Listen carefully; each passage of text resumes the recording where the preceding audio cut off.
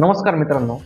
Mobile numerology consultation करताना माझ्याकडे बरेच क्लायंट येतात आणि त्यांची काही रिक्वायरमेंट राहते की त्यांना स्पेसिफिक कॉम्बिनेशनच पाहिजे किंवा फक्त शेवटचे 4 डिजिट त्यांना पॉझिटिव्ह पाहिजे.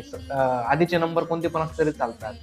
परंतु ज्यावेळेस तुम्ही कन्सल्टेशन करता त्यावेळेस आपण पूर्णपणे तुमची जन्मतारीख, तुमचं प्रोफेशन, तुम्ही काय जॉब करता, तुम्हाला काय रिक्वायर्ड आहे तुमच्या लाईफमध्ये, या सर्व गोष्टी लक्षात घेऊनच तुम्हाला योग्य कॉम्बिनेशन आणि योग्य मोबाईल नंबर देतो. तर मित्रांनो, तुम्ही जे Instagram, Facebookला काही रील्स बघतात, त्याच्यामध्ये बरेच जण सांगतात, की फक्त शेवटचे 4 डिजिट बघा. हे पूर्णपणे चुकीचं आहे. कारण तुमच्या मोबाईल नंबरमधले 9 पेअर्स बघणं गरजेचं आहे. त्यासोबत त्याची टोटल ही तुमच्या जन्मतारखेनुसार तुम्हाला संलग्न आहे का? तुमच्यासाठी फेव्हरेबल आहे का? ही गोष्ट पण बघणं देखील गरजेचं आहे.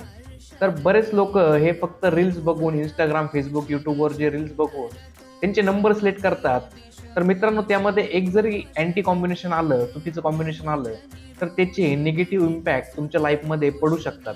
त्यामुळे मोबाईल नंबर हा खूप महत्त्वाचा पार्ट आहे आपल्या लाईफमध्ये. तर तो सिलेक्ट करताना योग्य कन्सल्टेशन घ्या. तुम्ही आमच्याकडनं कन्सल्टेशन घ्या किंवा दुसऱ्यांकडनं कन्सल्टेशन घ्या. पण त्यामधले जे पेअर आहे, जे कॉम्बिनेशन आहे, ते योग्य असणं गरजेचं आहे. त्याच्यामध्ये बरेच लोकांचं म्हणणं असतं, की त्यांना 2 नंबर नको, 0 नंबर नको. परंतु 0 नंबर हा कोणत्या नंबरच्या आधी किंवा कोणत्या नंबरच्या नंतर घ्यायचा, हे आम्हाला माहीत असतं. आम्ही तसेच नंबर देतो. त्यासोबत 2 नंबर सोबत देखील बरेच काही अंक आले, तर त्यासोबत लक्ष्मीयोग देखील तयार होतो.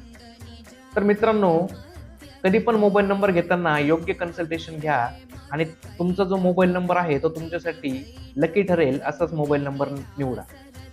धन्यवाद.